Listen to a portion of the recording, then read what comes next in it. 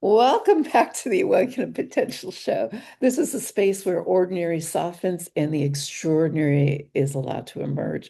I'm your host, Karen Rudolph, and this is a show for women who've carried so much, they've learned a lot, and quietly they know there's so much more, not more to do, rather more to remember.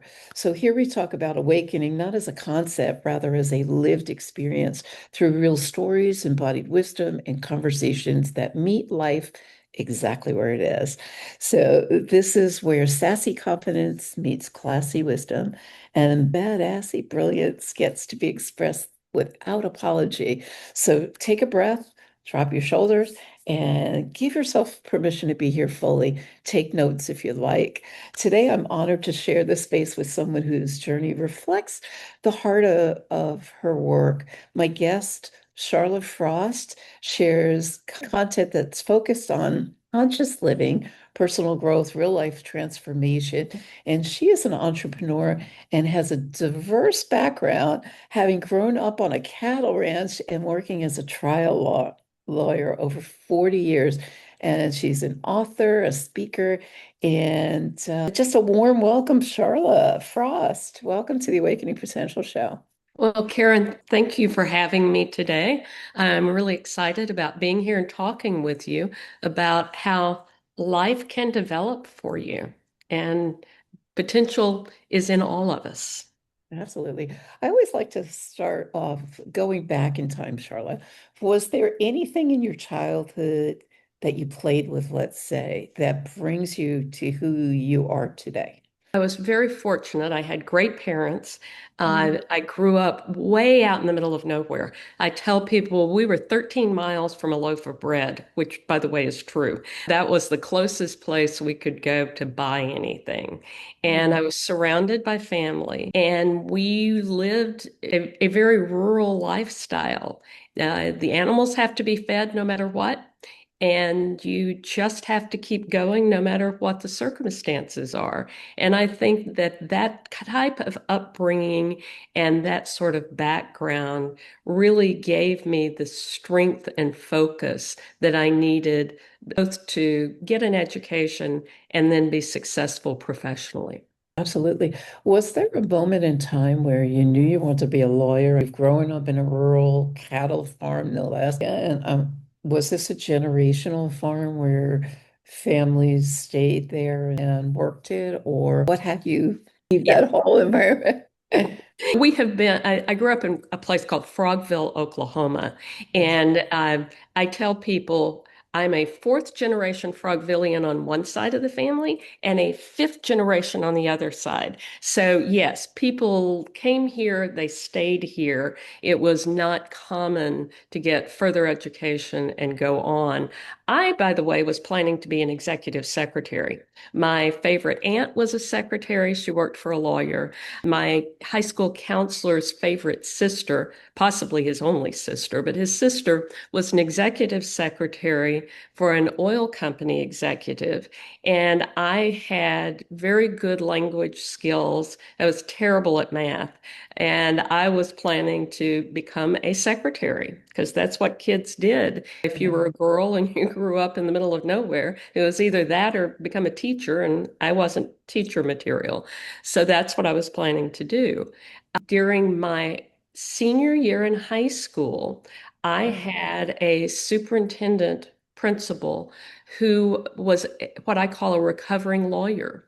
He was someone who didn't like practicing law. So he had gone back to school, gotten a PhD in education, and he went from one little school to the next because he loved kids, but he wasn't good at the politics. And I was Mhm. very fortunate that my senior year, he was at my school and he sat me down and he said, "What are you going to do? I've read all of your files. You've done well on testing.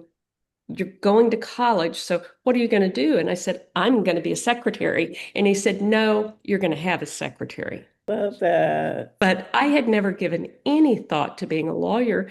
There was no one in my family that had that kind of professional background. So it didn't occur to me that that was something that I could do.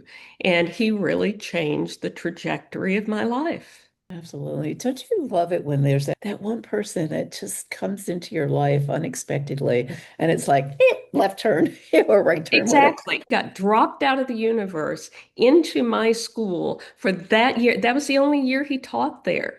He was gone. I had wonderful teachers. It was a rural school, but I had gotten a great education. I just didn't know what I was going to do with it. But you're correct. That we get those people who just show up and they help us with life direction. Not this way, you're going that way. Absolutely. I always say it's for a reason or a season. People come into our lives for a reason or a season and just have the biggest impact. I've had so many amazing people like that show up in my life, and I am so grateful because I would feel like a fish out of water had I not listened and been present to their contributions. And Yes. I, As you say, some for a reason, some for a season, but those people make a difference. And learning to listen to people who have a different perspective on what you should be doing also makes a difference because I was convinced I knew exactly what I was going to do with my life, as you think you at 18. And that really wasn't it. And then a few years later, post law school, we go to college, we do the law school thing. I go to Houston to practice law. I don't need to like interrupt, but I don't want to skip this. What had you pick law at that point? You're going to hire your own secretary, but where was that moment in time where it's like law? Is it?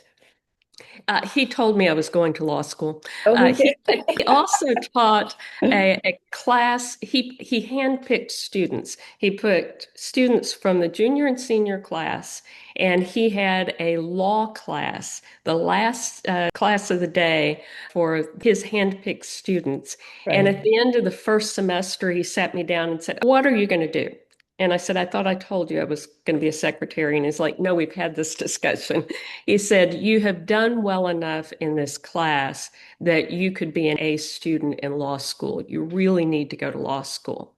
Oh, And that was really the first time I had given serious consideration to that.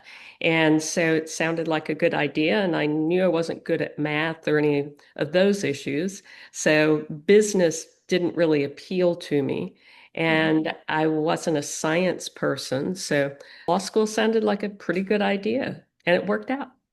beautiful. And then you chose trial law out of all the different contexts, and you've been doing trial law for 40 years, is that correct? 30, 20? I have. I was fortunate to be a debater in college. I had not debated in high school. We didn't have debate at my high Okay. school. We had basketball. I couldn't play basketball. I have no sports ability. But I guess I was a sophomore in college, and I had signed up as a communications major and an English double major. So I could Oh, learn to speak and I could learn to write. I thought that would help going to law school. And there was a poster in the hallway in the communications department, and it said Baylor Law School, full scholarship, former debaters. I don't have any money. I want to go to law school. I was on scholarship. I had a academic scholarship for undergraduate, and my parents would have done whatever they needed to send me to law school. But they were blue collar, and my mother was a homemaker, not a out of the house worker. So that was going to oh, be really tough. And I had a younger sister that was going to be needing to go to college. So I thought, that looks like a really good thing. I will talk to the debate coach and see if I can debate. And to his credit, another one of those people who really was placed in my life, I yeah. marched in and said, "I want to debate." And he said, "Where did you go to school?" And when I told him, he said, "I didn't think you had a debate program." And I said, "We didn't." And he said, "Okay, so why do you think you can debate?" And I said, "Well, my roommate's a debater, my boyfriend's a debater, his best friend's a debater. It can't be that hard." Now, the truth of the matter is, it was really hard, but to his credit, he didn't laugh at me and he didn't throw me out of his office. And I added, "And I'm on full scholarship, so I won't cost you any money." But he gave me the opportunity to learn how to debate, which really changed my life. And I always tell college students if they have the opportunity to do that, they really should. And I got that scholarship 2 years later. Beautiful. Congratulations. That's awesome. So now you've had how many years? 40. That gets back to your question. I prefaced it, but I Yeah. didn't actually answer the question. I was not good at being what I call an office hostage. So when I went to law school, given my debate background, I thought trial work sounded like what I really wanted to do, not realizing that only about 2% of all lawyers do actual trial work. I wasn't a litigator. I didn't answer discovery and argue with people. I did some of that. But what I really did was go into courtrooms around the country and I represented corporate defendants. I was supposed to lose every single trial because I represented corporate America and my worthy opponents, many of whom were phenomenally talented, represented what I call real people, human beings who had been injured and who have difficult issues. But generally, my clients weren't responsible. So I didn't feel bad about doing that. But I represented those companies and I won many more than I lost. So from a defense lawyer's standpoint, that's a great statistic. Yes, absolutely. But I've got to imagine also, not knowing what I don't know, have to imagine just being human, losing X amount of times. That must be a little bit low to an ego at one point, or is there a way of separating it? Do you learn to separate that it's not personal? You learn to separate somewhat, but there is nothing that makes you feel better after a loss. I always figured out a way I could win a case. I Right. always had a theory, and generally I was right. Juries didn't necessarily agree with me, but there is nothing that softens the blow of a Oh, courtroom loss. yeah. However, if you're really a trial lawyer, you sulk for a week or so and you move on to the next one. A friend of mine used to describe trial lawyers as being like a bathtub. Fill it up with water, and when the case is over, you drain it and you start over with the next one. So you can't get attached to the emotional component, really, whether you win or lose. Absolutely, And absolutely. winning's much better than losing. Absolutely. So it brings me up to two questions that come to mind for me, if I may. Let me just get this in my mind. So I know when things happen in my life, and this is more so for the listening audience, when things go south, so to speak, what do you do for yourself to bring yourself up again, right? Rather than going, I'm over this, I'm giving up and throwing in the towel because I might have had a failure rather than honing that. Is there something that you do for myself? I go to nature. I love kayaks. I living here in Florida. There's water and nature all around me. So for me, it's just a natural way of being is I go on the water, take out, or some people go to the gym. And what do you find yourself doing to help relieve those moments of tension, stress, whatever it is for you? I find that it is very helpful, at least for me, to visit with friends and get some emotional support, commiseration, however you want to describe it. And then I was fortunate because I could always come back to the ranch because my family still has the ranch. I bought ranch property myself many years later, and I could come and commune with nature. And so all of that just sort of come out. And that was true for both losses and wins Yeah, because the experience is so intense. You need the opportunity to take a deep breath and think about what you're going to do next. And that's particularly with a loss, you have to sit back and think, what went right? What went wrong? What can I do differently next time? And sometimes the answer to that third question is there really isn't something you can do differently. But you have to have that moment of self-evaluation, and you have to recognize sometimes it's your fault. A lot of times it isn't about you. And when I trained young lawyers, particularly young trial lawyers, I would tell them you have to learn to separate yourself from the situation. The situation isn't you are working in the situation. And I think that's true for most things in life. We It is. have to learn to do that step back and Yeah, figure out what's us and what's around us. brilliant. Absolutely. So I just immediately go back to the ranch because I grew up, my parents' best friend had a cow farm. And that was my most precious moments. They had cows and they had corn. And as kids, we would run through the corn. Bella, I called her, was my cow. She was the only cow with a bell, and I loved her. She was my I so miss, no matter where I've lived in the world, I so miss going. There was something magical about those times. And I think part of it was the animals in and of itself, being out there in nature and feeling free and open and expansive. For me now living in Florida, it's the river. You now have a cattle ranch that you go back to. There must be those amazing feelings for you from childhood as well. That's relatable. What are your thoughts on that? It, it is. There's nothing that compares to the feeling of grass between your toes and Yes. birds in the trees. Mhm. And you can just feel the world sort of seep out of you. And cows are interesting. That for those of us who are in the cattle business, because I have what's called a cow-calf operation. So we Oh, raise calves, take them to market, raise the next bunch. They're sort of vegetables on the hoof, as we say. They're really not pets.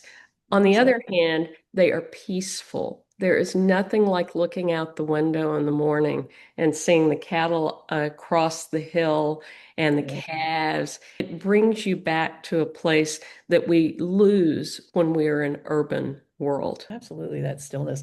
It's interesting you say that because yes, cows were obviously they were milking cows, but for me they were pets as a child. Right.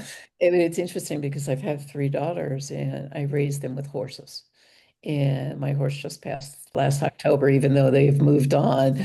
That horse was everything to me, but there was something magical no matter when I looked out the window and or went to the barn to go see them, that didn't bring me back to stillness and Right. center. And it was just magical. Magical. I had to take that little detour. Sorry. Back. No, horses are lovely, and they have such a different feel to them. They have almost a different soul to them than cows do. Actually, riding a horse is my one and only athletic accomplishment, and I'm currently horseless. So that's something I need to fix because the feeling you get when you're sort of merged with that animal and you're moving. You understand what I'm talking about. That's just a very different intrinsic sort of peacefulness. Absolutely. You're one with nature, you're one with the animal, and you're moving. I remember my girls taking piano lessons, music lessons, and then one went for violin, one for, they do. I honored where they were in the moment. And I remember one of them was playing piano, and I remember when they were on the horse saying, close your eyes and think of the rhythm of the music you're playing. And all of a sudden they took off like they were one with that animal. And I was like, I don't know where that came from, but it worked. And I've had that experience numerous times myself. I would love to get on a horse today. I had a major accident 3 years ago in Costa Rica where I ended up taking the ball of my hip, my femur, yeah, fractured my pelvis and dislocated my back. And they told me my chances of walking were going to be slim to none. You saw me walking. So, I did. yes. Fortunately, they were wrong. Yeah. So Yeah. thank you, because I believe the mind is more powerful Yeah. than what others are telling us. And in essence, that's exactly what I've heard through your story. You had somebody who saw you differently. They saw you as an attorney, a successful one at best. And then here you are today, right? 40 years later. So what is success for you? For me, success is the ability to make my own choices. It's that freedom to be who and what I want. And that has taken a long time to get to. I retired from the practice of trial law just before COVID really closed down the world. My timing couldn't have been better, but it was time. And I had decided there were other things I wanted to do. And it is that ability to choose to do something else that to me is the definition of success. I had success in the courtroom. I was very fortunate to have wonderful clients who gave me great opportunities. And I, by most measures, was financially successful. All of those things are lovely. The real success is that ability to wake up in the morning and decide, what I want to do today is right, or what I want to do today is go on a podcast and talk to Karen. Those are things I didn't have the ability to do when I Right. was working full time. So now you're playing. I like to Yeah, call it play. Yeah. play. And you're playing as an author. So tell us a little about that. What had you, and I remember very vividly your Frogville story. So if you'll share with the audience, I got the chills for that one. So Yeah. how did you get Well, into all of that? So where did yes, that come? there's sort of two aspects to my writing. Okay. One is a business side. I've done a series called Power at the Table related to how people develop economic power, which is economic control within either your law firm or your business. And that springs from my experience over all the years developing clients and business for my law firm. There really aren't very many resources out there that I think are useful for that. So I wrote my own, and that's been fun. And I think that it's very productive. But the thing that has been more of a legacy product is my children's series. I have a series called the Frogville Quest series. I have a female protagonist. They are traditional fairy tales, and Lily Pad Lotus Dillweed, Miss Lily, is not a victim or an advocate. She's just a 13-year-old girl who woke up one morning and had turned into a frog. Her brother was supposed to, but you have to read all the books to figure out all the details. But the stories explore her development and maturation as a young woman. She's turning into a woman. She's growing out of being a child. And they have been wonderful fun. And I'm just getting ready to publish the eighth one in the series. I'm co-author with Mo Rock, who's the CEO of the LA Tribune. And number eight focuses on foster children and foster families. At the end of seven, Lily and her brother and their best friend had come back to Frogville. It's all about the hero's journey. They started with the turning into a frog and they succeed in finally getting home. And they bring home with them seven basically homeless boys. They're the lost boys from Peter Pan. The original Peter Pan, by the way, the copyright is expired, so it's all okay. But those characters have come home with them and they are trying to adjust to a new reality, new families, new structure, the same thing that happens to foster children who go into unfamiliar locations, new families, new expectations. How does one adapt to that? And what are the issues that they face? So it's been a wonderful project. It was Mo's creative idea and my story, and it has been wonderful to work with him on that. And it is a project that really resonates with me. When I was a kid, my great grandmother, who was still living at the time, because living in the country, people live longer. She had several foster children when I was little, and I didn't really understand that concept. I couldn't figure out why those kids would come stay with my great grandmother and then they'd be gone and you'd never see them again. So that experience made this particular project very meaningful to me. Absolutely. What a wonderful, your grandmother. Oh my gosh.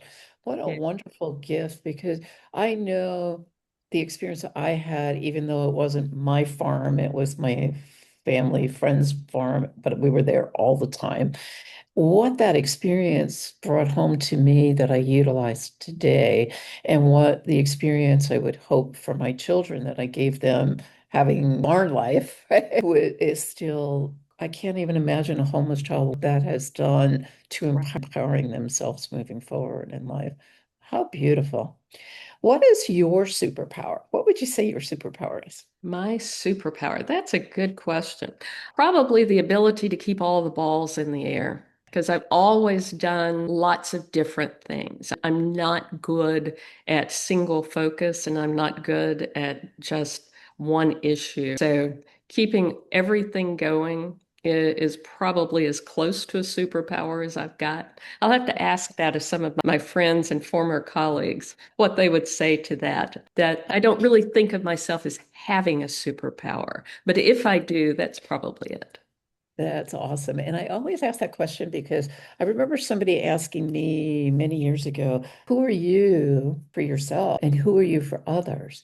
And I remember I was a meek, quiet mouse back then, and I was very shy. I'm pretty much an introvert, except when I'm out there, then I'm an out extrovert, but I like to come home and settle. But I remember mustering all the courage I can get to go up to friends, and these were friends, and say, who am I for you? It's a homework assignment kind of thing when I was doing my communication courses back when.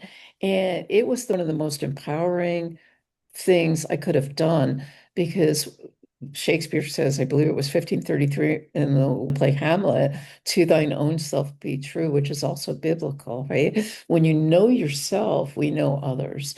So I remember asking that question and I was surprised to hear how kind they were coming back. And some were pretty, and then I would get that information and go, ooh, that sounds sort of edgy. What can I do with that to shift that energy? And who do I want to become to be bigger, better, broader than that? And that was a huge developmental phase. So I always ask that, what's your superpower? Because I believe we all have a gift. And you have many gifts. And right now you're contributing to children. And I just think I love it. For the listening audience, all of Sharla's contact information will be in the show notes. And feel free to reach out. All her contact information will be there. But make sure you look at the books for sure. Yes. Are they on Amazon? Where can they find them? They are available on Amazon and on Barnes and Noble. If you are not in the United States, they are available on some foreign outlets, but I would have to ask my publisher what those are. They post them, and that's something I don't follow as closely. Yeah, we'll make sure to put, if you'll send me the link as well, Sharla, of Okay. all your Amazon links and all that. We'll put that in the show notes for easy access to people, to our listeners, excuse me. Always ask this one question before we end the show, and you've listened to some of the shows already, but what pearl of wisdom would you like to leave the listening audience with? Something that just comes to heart. I would say that each of you has the ability to make your life more of what you want. Listen to yourself, don't listen to the outside voices. If you think you can do it, you can. You just got to figure out a way to get there. Absolutely. And your story is also a powerful reminder, Sharla, that transformation doesn't happen all at once. It begins the moment we become aware and continues with those brave, bold, badassy choices that we make along the way. So, Sharla Frost, thank you so much for your honesty, your heart, and your willingness to share the journey with us. It's great having you as our guest. Thank you so much for the opportunity. It was wonderful to visit with you. Absolutely. It's such a pleasure to see you again. I know we met out in LA, I think LA, right? Not too long ago. And I was just so enamored with what you were up to and what you were doing. So thank you for saying yes and coming and joining us here today. And to the listening audience, remember this, the bridge from ordinary to extraordinary is built with small steps of change and big leaps of faith. You're more powerful than you know, so keep showing up, keep rising, and keep awakening your potential. And if you want to reach out to either one of us, DM me. All of Charlotte's information will be there. Feel free to reach out to her. You'll get me for sure. I'm the one that likes to respond. I don't let my team do it. I want to be there for you. So reach out, and I look forward to having you back listening in on our next show. Till then, make it an amazing day. Bye for now.